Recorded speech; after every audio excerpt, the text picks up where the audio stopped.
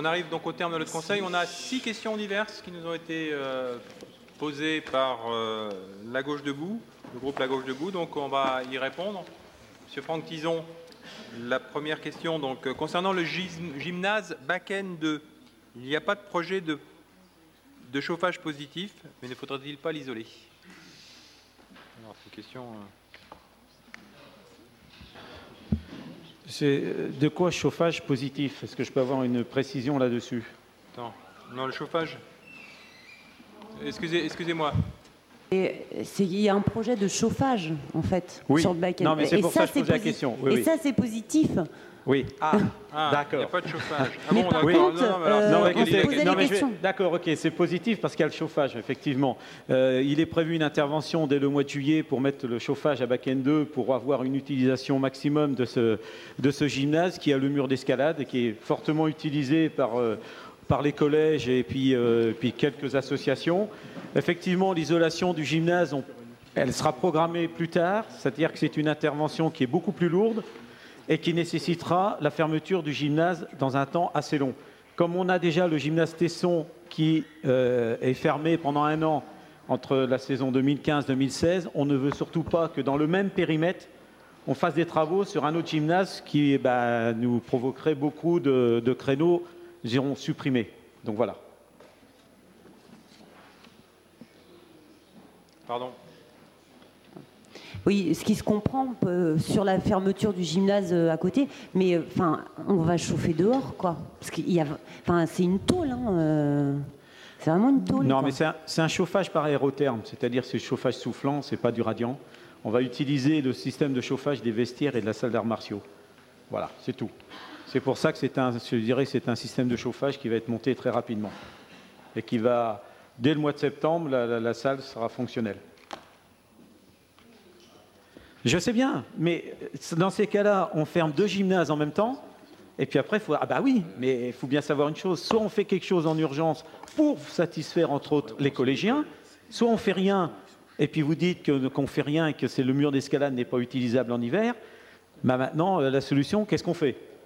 Si vous avez une meilleure solution, je suis prêt à l'entendre, pas de problème, on peut faire un débat là-dessus, et puis regarder avec les services techniques. Monsieur Jamtel.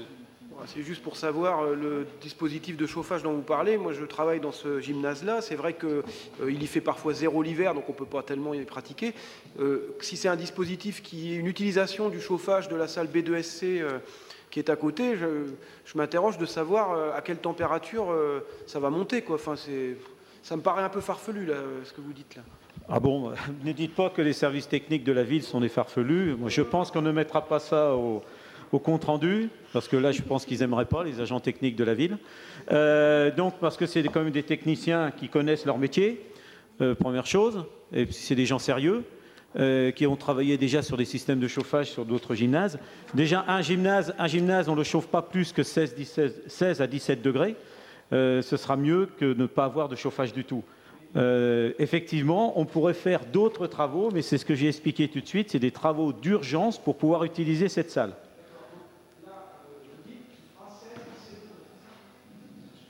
Le chauffage dans les gymnases, c'est à peu près 16-17 degrés. Donc voilà. Oui. Pour l'année scolaire 2015-2016.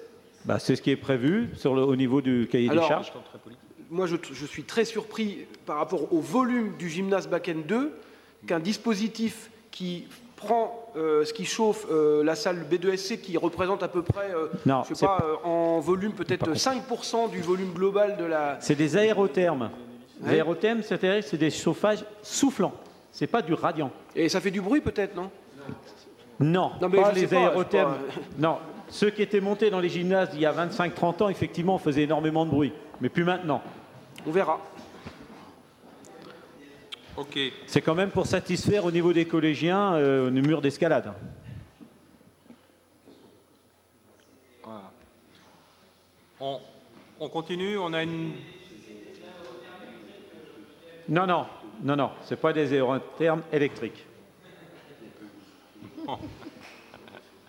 Ok, on passe à la deuxième question, donc sur la fuite d'une douche sous la tribune poster depuis 3 semaines. Alors, Pardon, c'est vous qui vouliez la poser, non? Ça a été fait cette semaine. Ça a été fait. Ça a été réparé cette semaine au bout d'un mois. oui, et je voudrais répondre quand même par rapport à cette question. Moi, je suis un peu surpris par rapport à cette question, parce que, comme j'ai fait la réponse, c'est-à-dire qu'on a un service technique de la direction des sports qui interviennent très rapidement dès qu'ils sont informés des problèmes qui sont rencontrés dans les équipements sportifs.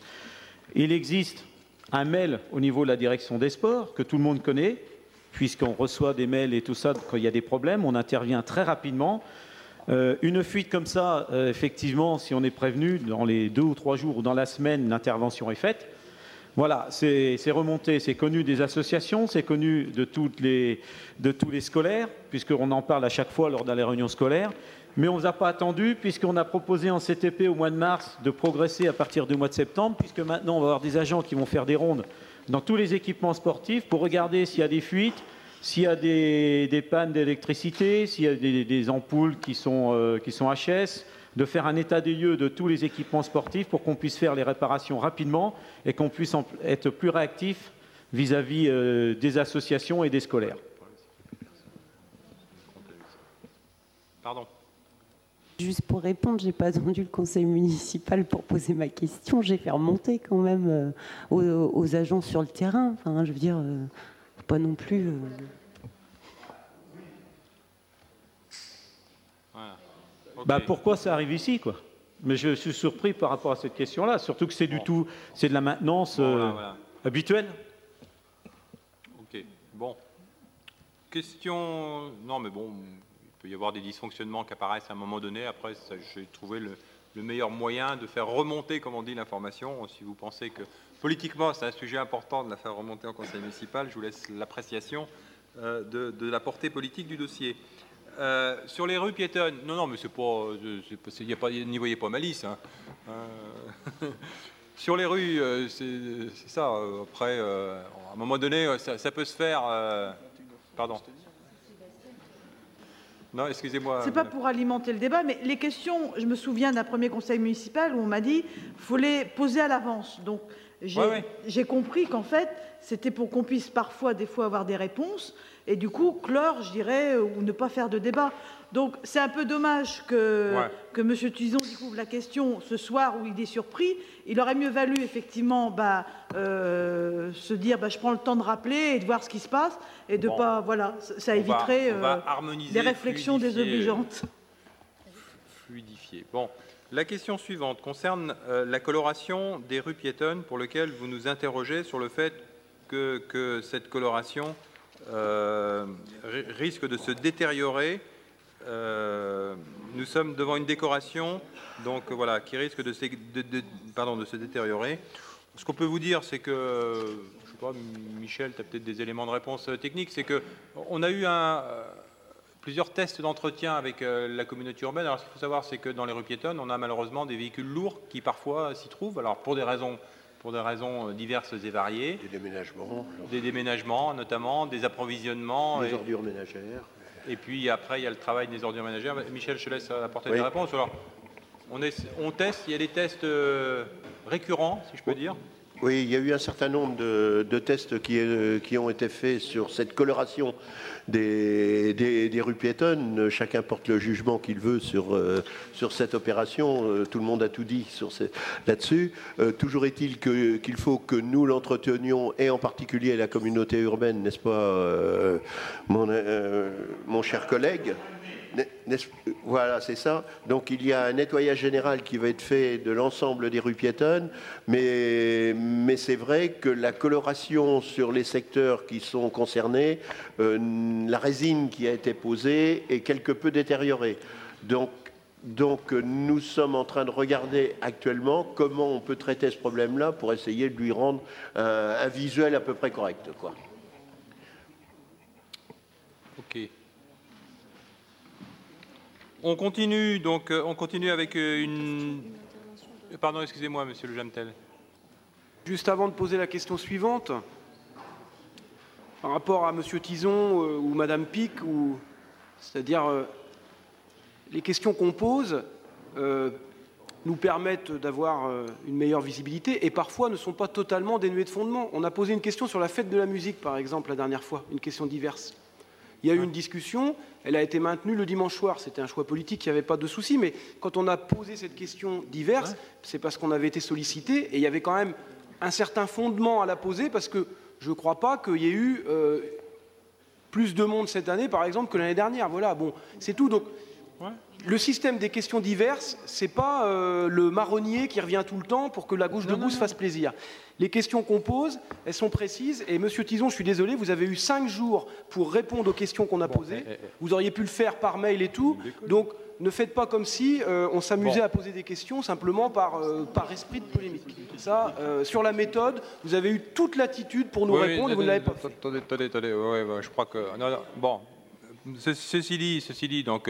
toute question est légitime, toute question appelle réponse, et c'est tout à fait normal. Et d'ailleurs, en règle générale, nous avons, faudra qu'on voit un peu comment on le fait évoluer, mais on a un tableau qui récapitule un peu toutes les questions qui ont été posées, et puis on s'aperçoit qu'il y en a certaines pour lesquelles elles sont encore en instance, et ça aussi, il faut qu'on s'en préoccupe. On passe donc à celle que vous avez posée, donc, en dépit d'une intervention au sein du conseil d'administration de Presqu'île Habitat relatif à des problèmes récurrents de cafards dans les 3 tours. Les habitants continuent à déplorer une présence importante de ceux-ci. Qu'en est-il prévu? Alors, M. Daniel Le Reculé n'est plus là. Oui. Pardon, je vous donne la parole. D'abord, dans la réunion du Conseil citoyen dont on a parlé tout à l'heure, ce sujet a été évoqué également, il me semble. C'est les 3 tours de la rue du Cambrésis. Et... Oui. Bon, donc, c'est un sujet sur lequel nous sommes intervenus à Presqu'île aussi pour poser la question. Il y a eu de fait une entreprise qui est intervenue et qui, mais qui n'est pas venue le nombre de fois qu'elle avait prévu de le faire. Et donc, les habitants qui vivent dans ces 3 tours vivent avec des cafards. Et c'est vrai un certain nombre d'habitants. Et ils se plaignent. Moi, ça me paraît quelque chose d'insupportable, de ce genre de réalité vécue.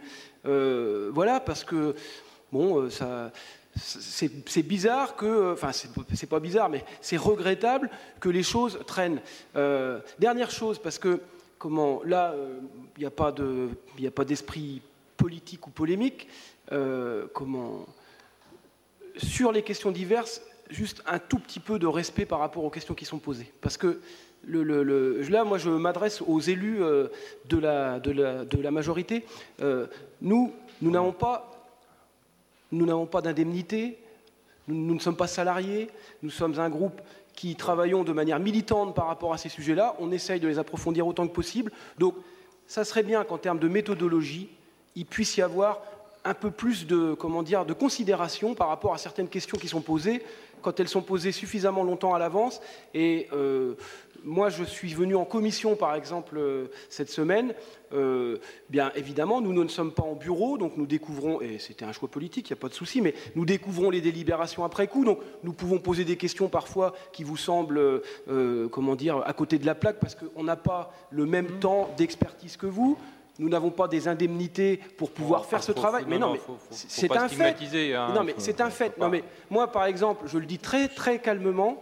La dernière commission que j'ai fait sur le plan des questions qui pouvaient être posées, moi, j'ai ressenti de la part du collectif politique qui était autour de la table, il n'y avait pas l'opposition de droite. J'étais le seul représentant de l'opposition. J'ai ressenti une forme de condescendance politique. Et ça, je trouve que c'est très regrettable. Voilà. C'est clair, donc je tenais à le dire. Là, il n'y a pas la presse, donc je le dis en fin de conseil, parce que sur les questions diverses, il y a un certain nombre d'attitudes, notamment de mes camarades qui sont là-bas par rapport à nos questions diverses, que je trouve tout à fait déplacées. Non, voilà. Merci. Monsieur Le Jamtel, vous n'avez pas distribué les bons points. Hein. Non, je donne un ressenti. Bon, ok. Alors, Monsieur Bastien revient sur les cafards, où il va nous apporter des éléments. Je me permets, Monsieur Le Reculé n'étant pas là, je me permets d'en dire un mot, parce que c'est vrai que les cafards sont une problématique que l'on rencontre dans de nombreux, et de plus en plus, dans les collectifs, pas que ceux de Presqu'île Habitat, dans d'autres endroits. Les campagnes de lutte contre les cafards sont très très compliquées à mettre en œuvre parce que pour être efficace, il faudrait intervenir simultanément dans tous les appartements, y compris dans les conduits et dans les gaines, pour pouvoir vraiment avoir une action efficace. Or, ce qui se passe, c'est que la société, quand elle passe, elle met un mot sur les locataires, enfin sur les portes des locataires, en disant qu'elle va passer à tel endroit entre telle heure et telle heure. Quand elle passe, malheureusement, le quart des locataires ne répondent pas au passage de la société en question. Donc la décafardisation, je ne sais pas si ce mot est utilisé ou pas, la décafardisation n'est pas, et du coup pas efficace du fait de cet élément-là. C'est vrai qu'on devrait mener des campagnes auprès des locataires pour leur expliquer que s'ils ne sont pas là au moment où l'entreprise passe, ça pénalise l'ensemble des locataires. C'est très compliqué, ces histoires de décafardisation, parce qu'il faut vraiment la présence des gens et surtout laisser l'entreprise aller dans les gaines, aller partout dans l'immeuble. Voilà. Alors il faudrait peut-être qu'ils autorisent le gardien à avoir une clé passe pour ouvrir. Voilà, si ça, enfin, je sais pas, c'est peut-être une proposition. Mais et puis c'est lié aussi, pour être complètement, complet, c'est lié aussi aux habitudes de vie de certains locataires qui malheureusement ont des habitudes de vie qui, en termes d'hygiène, sont propices à l'épanouissement des cafards. Voilà. Et ce sont souvent les mêmes qui n'ouvrent pas la porte quand l'entreprise passe. Voilà, donc il y a beaucoup de pédagogie là à faire sur cette question-là, qui est une question vachement importante. Hein. Sauf qu'en l'occurrence, l'entreprise Netto Décor, c'est ça ? Oui. Elle devait faire 3 interventions, 3 semaines. Elle est venue la première semaine, elle n'est pas venue les 2 semaines suivantes. On est sur une problématique comme celle, d'IDEX, qui, par rapport à des pannes de chauffage, laisse les choses traîner. Là, manifestement, de la part de l'entreprise en question, et par rapport à un plan d'intervention qui était prévu, ne l'a pas mené comme c'est ce qu'une habitante nous a expliqué. C'est ce qu'une habitante de ces 3 tours, c'est la personne qui était au conseil citoyen en l'occurrence. Mais je veux dire par là, je comprends la réponse, hein, c'est compliqué et tout ça, mais c'est vrai que, on peut pas laisser une situation perdurer par rapport à ça. Quoi. On n'a qu'à s'imaginer nous-mêmes dans cette situation-là, c'est insupportable. Non, mais vous avez raison, M. Gentel, mais moi je me rappelle. Juste un exemple, hein, dans c'était Fougères d'ailleurs, il y avait juste une famille qui avait malheureusement des habitudes qui étaient propices à l'épanouissement des cafards, et ça a vraiment contaminé tout l'immeuble et toute la barre. Hein. Ça a été très compliqué, c'est parti d'un foyer et ça a été très compliqué de procéder à la décafardisation de toute la barre d'immeuble. Hein. Donc c'est un sujet, je pense, beaucoup d'éducation, beaucoup de pédagogie. Ok.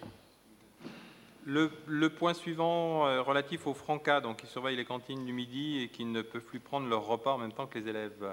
C'est Madame Thiolan qui apporte des éléments. Oui. Alors c'est vrai que le projet du temps du midi a évolué et que depuis quelques années, nous avons véritablement un temps du midi qui est un temps d'animation et les Francas ont été mobilisés sur ces temps d'animation. Aucun personnel ne prend ses repas sur le temps du midi. Aucun. Ni personnel ville, ni personnel Franca, personne, parce que c'est un temps d'encadrement et que les personnels doivent être totalement positionnés sur cet encadrement et cette animation qui est proposée. Il n'y a que les ATSEM qui, par contre, sont dans une situation particulière parce qu'elles mangent avec les enfants. Elles ont un rôle là à la fois d'aide à l'apprentissage, puisqu'elles vont couper évidemment la viande avec les enfants. Et puis il y a aussi ce rapport finalement un peu mimétique, puisque les enfants vont manger comme l'ATSEM. Donc seuls les ATSEM mangent avec les tout petits. Mais sinon, nos personnels et les agents Franca, les animateurs Franca sont positionnés sur des temps d'animation. Effectivement. Madame Varenne. Oui, en fait, c'était par rapport au temps du midi, donc de la cantine, c'était qu'ils aient les temps d'animation et qu'ils doivent effectivement gérer ces temps-là. Mais là, c'est vraiment visiblement pendant le temps de la cantine où il y a des animateurs présents et voilà, qui avant pouvaient partager avec les enfants. Là, je suppose qu'à la cantine, ils ne sont pas sur des temps d'animation. Ils sont. Si, ils animent aussi. Ah bon, d'accord. Si, parce que ça se passe en deux services. Donc il y a un premier service pendant lequel nos agents encadrent les enfants. Pendant ce temps-là, les autres enfants sont en animation avec les Francas, dans la cour, dans des salles, avec des jeux ou bien avec des livres, etc. Et ensuite, le premier service sort de la restauration. Les autres enfants, évidemment, prennent leur place et les animateurs prennent en charge le groupe qui a commencé par le temps de restauration. Donc, ils sont vraiment positionnés pendant les 2 heures sur du temps d'animation. Et nous avons dans la quasi-totalité de nos restaurants scolaires 2 services. Et c'est quelque chose qui est très apprécié, qu'on a retravaillé avec eux, pour que les enfants ne s'énervent pas pendant ces temps d'animation, pour qu'il y ait un retour au calme. C'est vraiment quelque chose de très précieux, c'est un choix qu'on a fait, et on pense que c'est un bon choix, que ça fonctionne bien.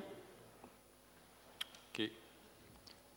On passe au groupe d'alimentation familiale. Monsieur Bastien.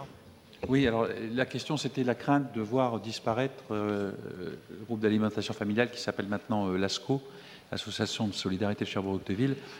Alors, on n'a pas vocation, la municipalité, à faire disparaître telle ou telle association.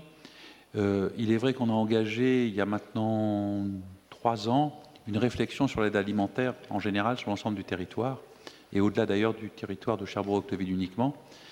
Et qu'à ce titre-là, on s'est beaucoup interrogé sur la place de l'ASCO, de cette épicerie sociale, dans le paysage. On s'est interrogé avec l'association, on ne s'est pas interrogé tout seul. On s'est interrogé avec l'association, on a rencontré à plusieurs reprises le président de l'association, on a rencontré encore récemment tous les bénévoles pour leur expliquer un petit peu le stade où on en était. Pourquoi ? Parce que le GAF a été créé dans les années 90, début des années 90, sur un concept d'éducation aussi, avec un accompagnement à la nutrition, bonne nutrition. Bon. La demande a fortement évolué au cours de ces dernières années, et aujourd'hui, les bénéficiaires de cette épicerie sociale préfèrent, pour des raisons qu'on peut respecter, que je crois on doit entendre, avoir des chèques services, puisque ça leur permet d'aller acheter ce qu'ils veulent, puisque la plupart des chèques services sont utilisables dans les supermarchés. Et or, à l'ASCO, il n'y a pas le choix qu'on peut avoir dans un supermarché. Et en plus de ça, c'est vrai que ça stigmatise peut-être un peu moins les personnes qui vont en fait au supermarché. Donc il y a eu ce constat qui est fait. Il y a aussi un autre constat qui est fait, c'est que les locaux utilisés actuellement par l'ASCO, si on voulait revenir au fondement et développer l'activité de cette épicerie sociale, ne correspondent pas et ne correspondent plus aussi en termes de stockage, en termes de manutention. Les bénévoles sont vieillissants, c'est compliqué pour eux pour transbahuter les palettes, pour alimenter Voilà, donc toutes ces questions-là nous font effectivement nous interroger sur la place de l'ASCO dans le paysage de l'aide alimentaire sur notre territoire. Mais la seule chose que qu'on peut affirmer, c'est qu'il n'y aura pas de décision de fermeture, parce que ce n'est pas du tout à l'ordre du jour. Hein. On est très clairement dans une concertation et on travaille avec l'association sur le format, sur le périmètre, sur les locaux par rapport à leur activité. Voilà ce que je peux vous répondre sur cette question. Merci Monsieur Bastien. Écoutez, on arrive au terme de ce conseil municipal, donc je vous remercie. Puis c'est l'été qui s'ouvre d'une certaine façon, donc bons arzimutés aux uns et aux autres, et puis bel été, et on aura l'occasion de continuer nos débats dans les prochaines semaines.